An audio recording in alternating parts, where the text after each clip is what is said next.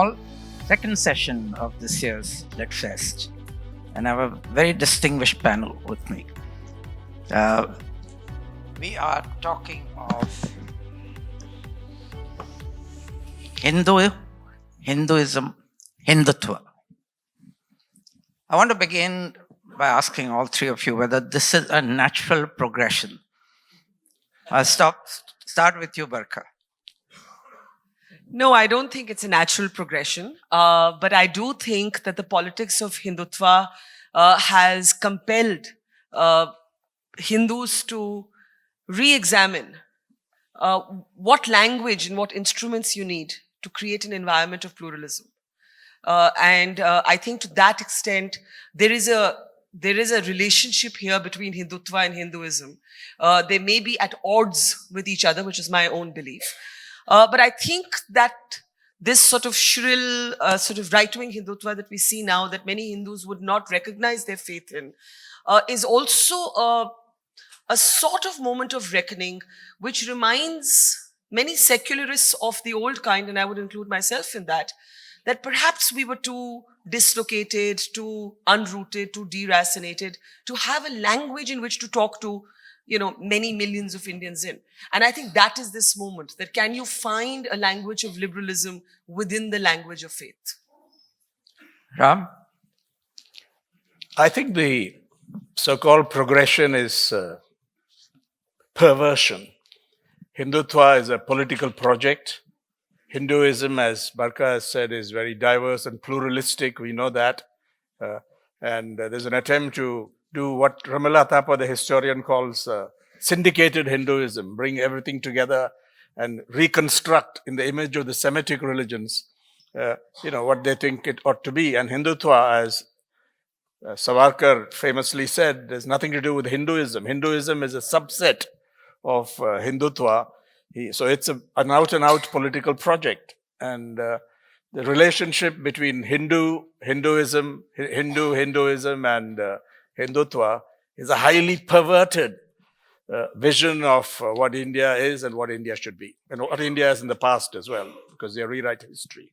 We'll come back Hindutva is to a that. toxic ideology, as is practiced, and divides people. Its basis is to create hate against the other, in particular Muslims, but also Christianity and so on. So no civilized nation can thrive if it's possessed with the spirit of Hindutva.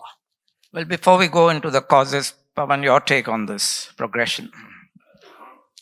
You see, one of the things I realized, which I thought I knew instinctively but which required research, was when I was writing my book on Adi Shankaracharya. One of the unalterable inferences I took was that Hinduism is essentially and fundamentally dialogic, it's eclectic, it's inclusive, and it's based on something called Shastrarth, where you can talk with somebody who you disagree with respect. And I can give enough examples from Hinduism.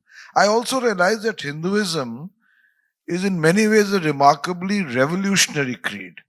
Of the 6 systems of Hindu philosophy, 5 are technically atheist. So their search traditionally, at least in Hindu thought, was not for God, not for ritual, but for what could be the ultimate truth.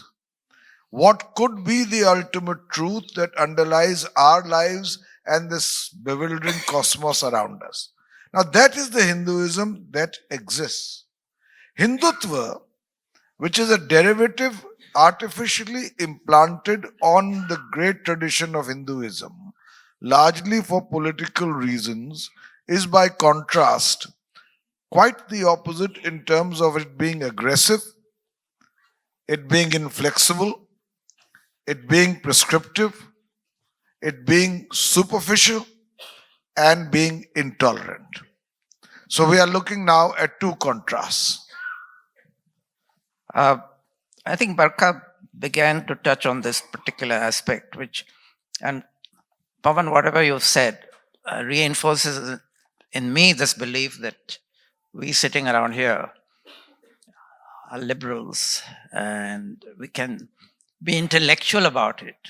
But religion has nothing to do with the intellect. I must No, disagree violently. No, before you disagree violently or even peacefully, I want to put it to you that the problem with Hinduism is that it is a very amorphous kind of religion. It has no Bible, it has no Quran, it has no 10 commandments. It is an idea. We keep talking of Hinduism being a part of life, is life itself. Now, this is not an easy idea to grasp.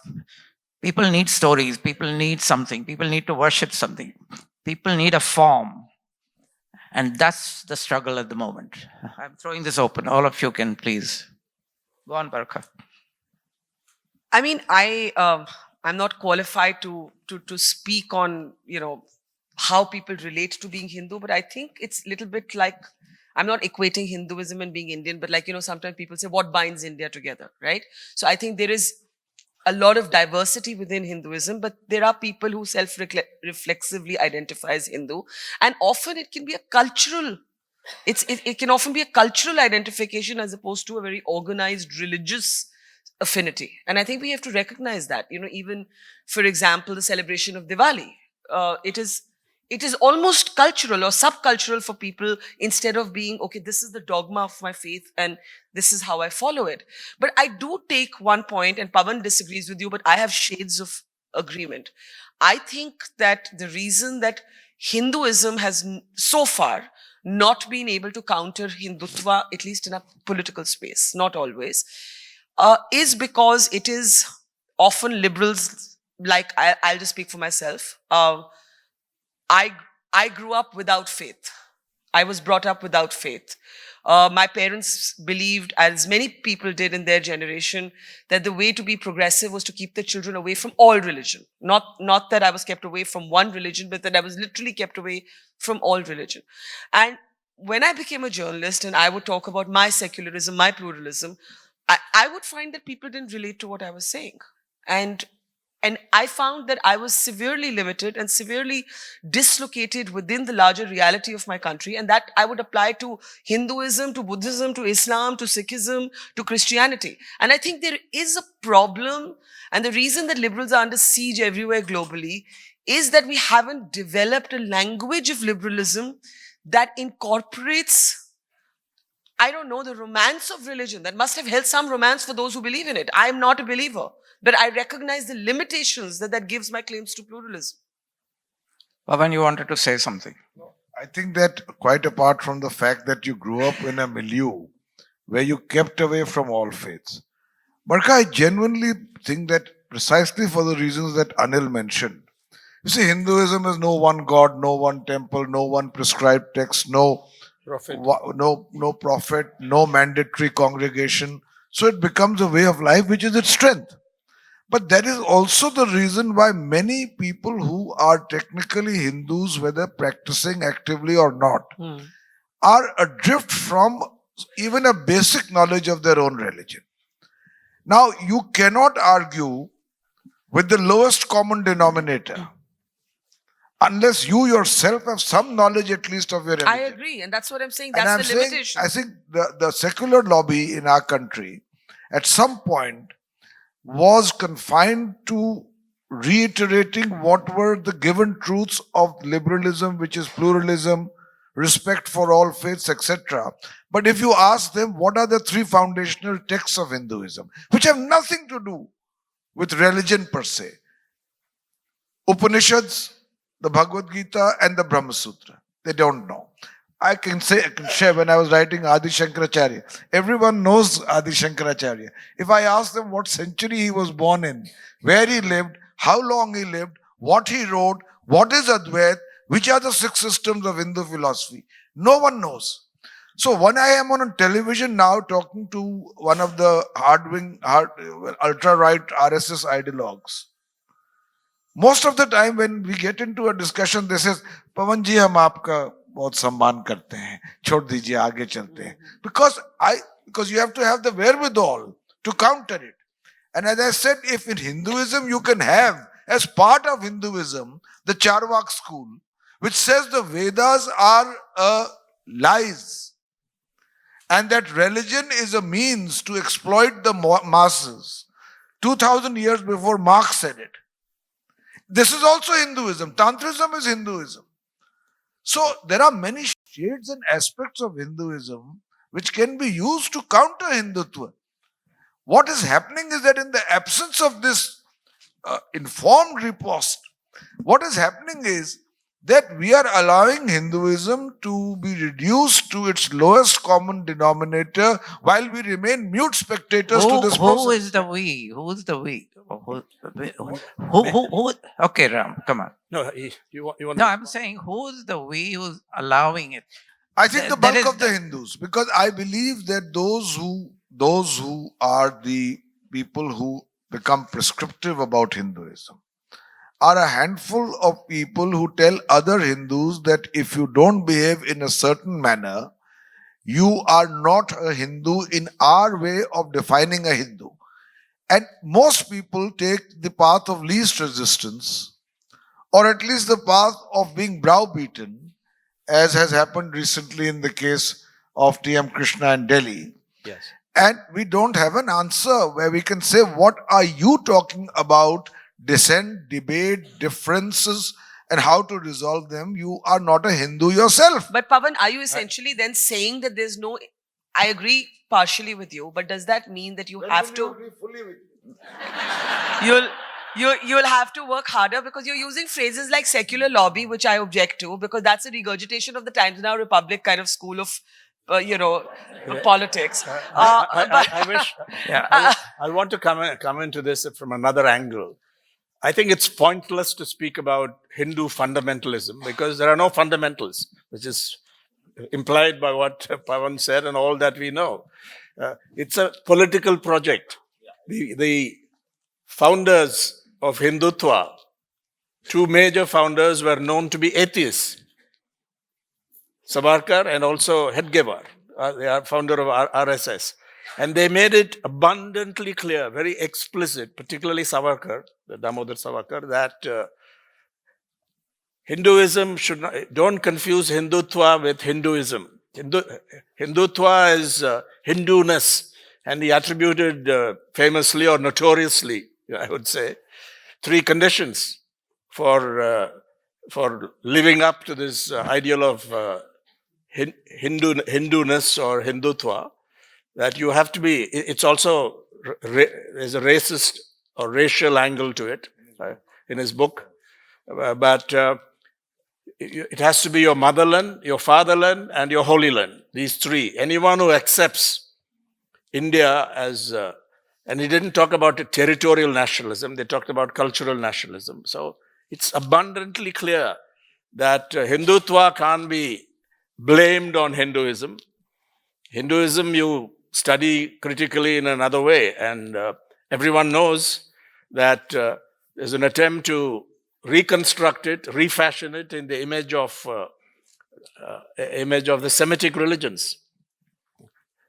Ram Janmabhoomi, for example. I mean, what's sacred about that among the tenets, the fundamental tenets of Hinduism? You may worship Lord Rama, but who says that that's the core of what the Hindu project should be? It's purely a political project, cynically used. Now they're doing it. No, I think we accept Kerala. the fact that religion is used for political means and has been used by all political parties, including the Congress. Yes. Without doubt. But of course, the BJP and RSS is using it in a very, very organized and in a very violent manner almost. But I want to put it to you, Pavan, maybe to you, that secularism is a Western concept. It is not born of India and not born of Hinduism. That Hinduism has always been an intolerant religion. The caste system is the most intolerant. And It's not Swami Vivekananda said. most obnoxious thing, and it's been there right from the beginning, or at least for many, many centuries, and still persists. I don't know if I can agree with you, because if you look at some of the fundamental sayings within Hinduism, I'm not talking of its interpretation or its degeneration or its manipulation and exploitation by some people. But the Upanishads say, Ekam Sat Vipraha Bahuda Vadanti. There is one truth, wise people call it by different names. Upanishads are revealed texts for many Hindus, Shrutis. It said, Ano Bhadraha Kritavo Yantu Vishvata. Let good thoughts flow to me from all directions. At the time when it was said, it was a revolutionary thought because people were building walls around their faith. And here was Hinduism saying, let good thoughts come from everywhere. When it was said, and that too goes back several millennia, when it was said, Udar Charitanam Vasudhaiva Kutumbukam, it was said as part of a religious or a philosophical dialogue that the entire world is your family. But your good So thoughts, who- good thoughts from lower castes, from Dalits and so on. That's a good you question. didn't have any I'll tell you, that's a good question. any because- entry for that. So therefore, Hinduism's at a philosophical level and Hinduism at the level of practice, there has been a growing gulf. It hasn't happened today, it's happened over the centuries. And that is something we must recognize and also understand what needs to change within Hinduism. But if you are talking at the level of philosophical inspiration or vision, I don't think that Hinduism is obnoxious in terms of its vision. It never was. But caste is an integral part of it. Caste came later, much after the Upanishads. Whether it came later or not, it has been with us for centuries. And Millennia. Every time Pavan Varma speaks, he reinforces my belief that the problem we are facing now is because Hinduism, as espoused by us, I would say, is so intellectual that it is beyond most people. You are quoting the you're quoting the Vedas, the Upanishads, and you speak Sanskrit like a second language or maybe a first. But the point is, you're a minority of 0.1%, if that. And this is a problem. Barkha? But I think that there is a space between Pavan's esoteric embrace of, these texts that we are not exposed to, and the other end wherein we did derive our notions of what is modern from a templated idea of what is secular. And while I embrace pluralism, which is a word I now prefer because secularism has been corroded by the practice of politics, I do think that we need a new language for it. For example, this word that I loathe, tolerance. What does it mean to tolerate each other? Is that the best we can do? So there is a reductionism in our conversation around religion. And I do think that we would have been better off had we, for example, studied. I don't want to know just the Upanishads. I want to know the Bible better. I want to know the Guru Granth Sahib better. I want to know the Quran better. I studied the Bible as a work of literature as a literature student. But I didn't study the Ramayana and the Mahabharata as much more than Amachitra Katha comics. And that applies to many. I'm not making this about Hinduism only. So I think in the practice of my journalism and as a citizen who believes fiercely in pluralism, I do feel that Pavan may be that 0.1% extreme, but we, Anil, maybe you and I are at the other end where nobody's ready to listen to us. Because we're saying, oh, how does this matter? For example, let's take something as a woman that really matters to me. It really matters. I think every religion is doctrinaire about women. I think no religion in the way that is interpreted is equal for women. Look at what's happening in Sabrimala, right?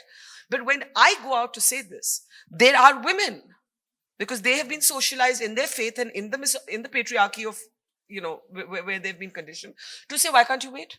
Why can't you wait? Why can't you go after menstruating age is over? So for me, and I know I'm a minority, for me, all faiths come with essential inequities for certain groups, for caste groups, for women, And therefore, we need a language to question these orthodoxies, and we don't have that language. Right. Anil, I think here we must bring in an important thing, the Constitution of India. Yes. That the idea of secularism. I'm not apologetic about the use of the word secular. You have the process of secularization, but you also have the principles of secularism, which are enshrined in our Constitution and were full-throatedly upheld by the Supreme Court in its Bombay judgment, where it said that secularism is part of the basic structure of the Constitution. And there are two principles which I think matter. One is the equality of everyone, absolute equality. Sabarimala, it's involved. The other is thou shalt not mix up politics and religion. And this is honored in the breach all the time from the beginning. But today it's got bad. But this is anti-constitutional. They are trying to rewrite the Constitution.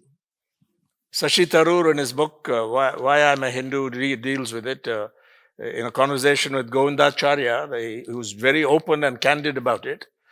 Says, we are not out to amend the Constitution. We want to rewrite the Constitution because, in effect, they're saying, this is no good. This Constitution, in effect, they're saying, is rubbish. Are we willing? So we have to think about, we've got to figure out what is our position on the Constitution itself. It's not just some abstract notion of religion or philosophy and so on. Those are important. No, but perhaps then you can argue then that the framers of the Constitution were wrong. That No, you have it. That in 1947 or earlier when they started writing the Constitution, they should have declared India a Hindu state. Why then? How would we have been? I mean, No, We would have been Pakistan. yeah, we would have been Pakistan. and then we would Then all we would have accepted the two we nations. would all theory. then live unhappily with each other as we are doing now. But maybe Because we're all famously getting along as Hindus, right? No, let me react to what you said. I think that the respect for all faiths is an inherent part not only of secularism but of our Constitution. It's guaranteed as a fundamental right. The right to profess, practice, and propagate your religion is a fundamental right of the Constitution, 25. Article 25. So I think that's laid down in stone. And I also want to say another it's thing. actually on paper. Yeah, but that paper. And that is my point. Yeah, no. But I want to say, we cannot predict who can amend the Constitution in what manner. But I want to make a fundamental point here. A handful of people who have appropriated to themselves the right to speak for all Hindus are the real minority. I want to make this point. Most Hindus want to get away from the islands of religious exclusivism, the mullahs and mahants, and move away to the dividends of the secular mainstream. They want to get on with their lives. What makes you say that? I say that because that's why India continues to be able to deal with this challenge. No, Otherwise, we would have succumbed in 49. 85% Hindus in this country. Why have we survived as a nation? Because the Hindus themselves understand that given the geography and the demography of this country and precedents and traditions of the past, in which incidentally the freedom movement played a big role, and the stamp of Mahatma Gandhi, and later the formative years, the impact of Jawaharlal Nehru, in this country, people are more concerned in having their feet on the ground and their eyes on the balance sheet and moving on with their lives.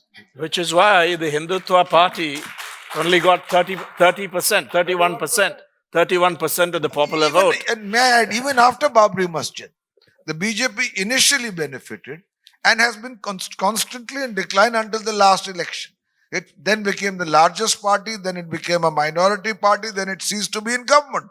Because there is an inherent stratum of sanity in this country. Now, that stratum of sanity needs to have more articulate spokesmen. I wish I could believe you. I feel. I can't convince everybody. Well, just try me to start with. I would I would, I'm going to hate myself for saying this, but I'm going to say it anyway, that human beings are by nature intolerant. They do not like the other. Education, political correctness, etc., makes us suppress those feelings. And I think it's a myth that Hindus and Muslims have lived together happily. They have not. They've just ignored the fact that they dislike each other. And then it needs a little spark, which comes from political parties, to ignite that feeling. I think it's, if you look at Indian history over the centuries, that refutes this thesis. Because if the majority of Hindus really felt that way, that they hated or deeply disliked the other, I think there's no way you would have had any kind of political stability, whether it's the empire of Akbar or Ashoka and even Aurangzeb. It started declining, but there are many instances of Aurangzeb himself giving donations to Hindu temples. They saw it was a political thing.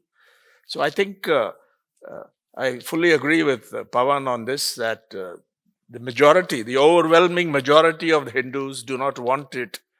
And that's the long-term trend. In the short term, many distortions could occur. You could have a demagogic leader, a charismatic leader who comes in and misleads the whole country. I'm not talking about the present.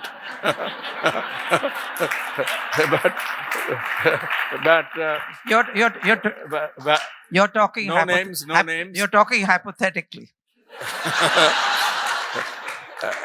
But they're not there forever, and this proves the point that those who want stability, those who want to do well for their society, do not like this. Whether they're fully conscious of it or not, that's the force operating below, and I think that propels us forward. So I wouldn't draw that pessimistic conclusion at all. I think you're doing it deliberately. Not everybody dislikes. Not everybody dislikes each other. I like Barkha. Narendra Modi and Amit Shah like each other. So I mean, there are so many examples. But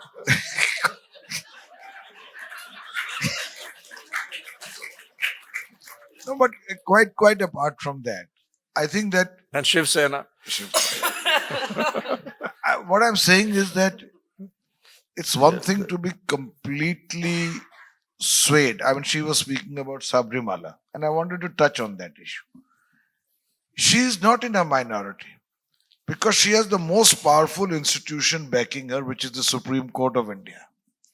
And by the way, in ancient civilizations, when modernity or what is equality clashes with tradition, it's not as if a fiat is issued one day and it changes tomorrow. There is a process, a gestation period in which there is a tussle that goes on between deep-rooted and often blind faith and the imperatives of rationality and the imperatives of modernity. Now, that is a process. Tradition, often blind faith, as against the imperatives of modernity. It takes a little time, Barkha. So don't get completely disillusioned, especially nowadays. It doesn't matter if the Prime Minister is with you. It matters if the Supreme Court is with you. Anil, Sorry. No, I was just... on Sabarimala, before you comment, I just want to point out that before the mid-50s, all women could go. It was only 2 notifications by the Travancore Devasam board which imposed this restriction of women between 10 and 50, and that was upheld. That was then consolidated in an act. The High Court upheld it, and it's taken that long as the gestation period for the Supreme Court to overthrow this obnoxious restriction. No, I was just going to say that yes, the court did give us hope, but there was also a brazen defiance And that defiance was not just by right-wing parties. The Congress in Yeah. Kerala took the same position. The left government that initially tried to execute the order has now called an all-party meeting. I actually do not see this court order, Pavan, very honestly. Hurrah to the court, but I do not see this court order being actually implemented. Not in the next, immediate future, not in this It season. may not be implemented, but you see, when the Hindu Uniform Civil Code came, Yeah. how much of Hindu society opposed it? But gradually you have to accept that in conformity with the constitution and the ruling of the highest court of the land and parliament, which enacts the law, you've got to accept it, and by now you have. Take inheritance rights. Take the notion of monogamy and no multiple marriages in Hindu. All of this took time to change. I'm not saying women didn't suffer. I entirely agree with you that there's a gender bias against women in religion inherently very often. But I'm saying that don't believe it's a lost battle. But I think you're being over optimistic about where we stand today, because there is a global phenomenon and there's a domestic phenomenon, and that is that there is a kind of majoritarian populism that has gripped discourse in this country. And that, we can sit here at the NCPA and have this conversation, but that does not mean that our thoughts will actually translate into how the majority of people think. And it should not have mattered because there was the constitution, but suddenly majoritarianism matters more and more. And what I find alarming, because you mentioned T.M. Krishna, is that nationalism has become, it's the new Hindutva. Nationalism has become this fig leaf for Hindutva because it's much more respectable, right? It's much more respectable to say, who doesn't want to identify as a patriot? But the words are used interchangeably. The words are used interchangeably, patriotism and nationalism. And nationalism then becomes this cover for absolute majoritarian politics. And Pavan, how can we ignore that? How can we, Anil may be provoking you, but I think you're being over optimistic about where we stand today. I'm not being over optimistic. I'll tell you, if you'll allow me. But Pavan, before you proceed, I just want to say that both you and Ram quote the Constitution as if the Constitution is God. But if the Constitution it is not. is applicable. For most people, most devout people, the Constitution is quite secondary to God. And this is the problem. You feel just because it's in the Constitution, things should follow. But that's not how it works. If I may respond to that, there's the Constitution, for which we have great respect. There's enforcement. There's enforcement, and that often is not as efficient as it should be. But there's a dynamics of Hinduism. Now, for instance, Maryada Purushottam Ram is a very respected deity in the pantheon of Hinduism, and therefore all the politics about the Ram temple. He's the epitome of rectitude. But another ubiquitous goddess in India, almost in every home, is Lakshmi. And on Diwali, you keep your doors and windows open for Lakshmi to come in. Even our 4 Purusharthas of Hinduism, Dharma, Arth, Kama, Moksha. Arth is the pursuit of material well-being. It has philosophical validity. Now, take a situation. I'm talking of the dynamics of Hinduism. Why Hindutva may not prevail as we somehow sitting here seem to think. Most Hindus, I have a theory that communalism thrives much more in moments of economic buoyancy. Yeah. Where everything is going well, people are making money. Well, let's go and take a few bricks to Ayodhya. If we have to kill a few people on the way, never mind. But when the economic, these are the strengths and the contradictions of Hinduism. You worship Lakshmi because she stands for everything auspicious and for material well-being. You don't have a job. Dhanda band hai. Notbandi ke baad you are still recovering. And somebody comes to you and says, why don't you carry a brick to build a temple to Ayodhya, in Ayodhya? Most Hindus may say, take it yourself, yeah, I've got to do other things in my life. And you are spokesman, Pavan.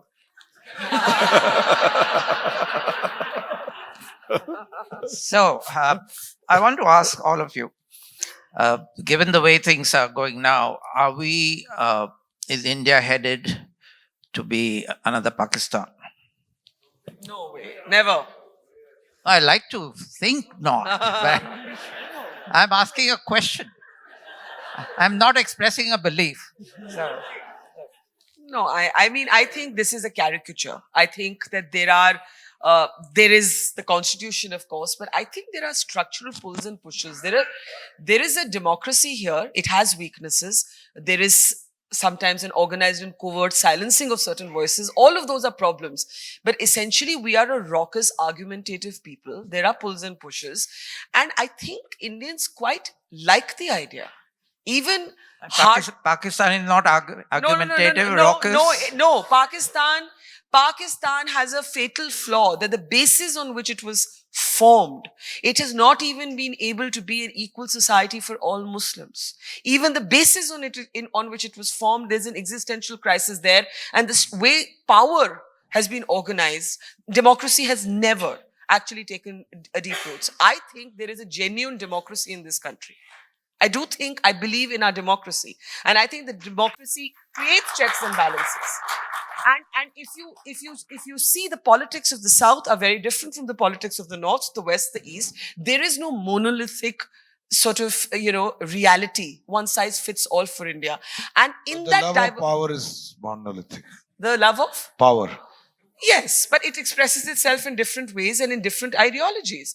And I was just going to say that Indians, I think, quite like the self-image of being this unique country with so many religions, and we identify our self-images. Look at this country; it's an amazing country. And I think for all our anger and our angst, we shouldn't lose sight of the fact that we're a deeply unique country. Well, scattered applause, but What do we have to say for you to feel a little better about life? Ram, a quick question, which is that is Hindutva less embedded in the South than in the North? Oh, undoubtedly, because we have kept Hindutva out of our. That's because region. there was Yes. no. That's because there was no. I think there have been other movements. For no, there was example. no Muslim invasion of the South. That's what. No, there's a strong Muslim presence in the South. There were Muslim kingdoms in the South. 25% of Kerala is. Yeah, and Kerala, yeah. And Hyderabad and all that. Yeah. The reasons are, I think, partly historical, but also because there have been other movements which have captured the space. Rationalist movements. For example, in my state of Tamil Nadu, whatever, you can look at it critically, but they advocated, the advance of women, equality, and so on. Periyar, Ramasamy, and so on. They took this space, and only when the so-called nationalist party, the Congress, declined, it opened up vast spaces in the Hindi-speaking areas in particular, and also in Western India for Hindutva to thrive. Tamil Nadu, Kerala, Karnataka is a little different, but again, you see the arithmetic. When Congress and JDS get together, they win 4-1 in this. And Andhra Pradesh, the BJP is both parts of the former Andhra Pradesh. The BJP is a junior player. So it is a fact that we feel it less, and there's a lot less alarmism in the South, because we know that this is not going to take over. Some people say this is fascism. I don't agree.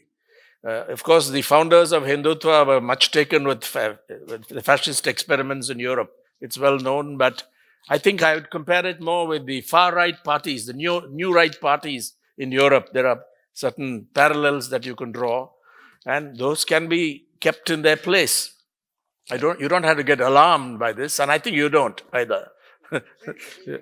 Pavan, I want to ask you why there has been no reformist movement in the North. Do you take some responsibility for that? No, I think that I really say, I mean it. I mean it quite seriously. The shrillness of Hindutva is largely an electoral phenomenon. What happens is, in states after state, you have to consolidate Hindu vote. Hindu vote is not a monolith, because concerns and stratifications of society, right or wrong, and mostly wrong, are different. Priorities are different. Angst are different. Economic impacts are different. Growth means different things for different people. And fortunately, in Hinduism, there has never been any attempt which has been successful to consolidate the Hindu vote, because if that was the case, no other party except the extreme right-wing parties would have won every election in this country. But every time an attempt is made to consolidate the Hindu vote, and it's done as a strategy by a few people who become its most outspoken spokesman. But I don't believe you need a reformist movement against it, because the impact is seasonal and limited.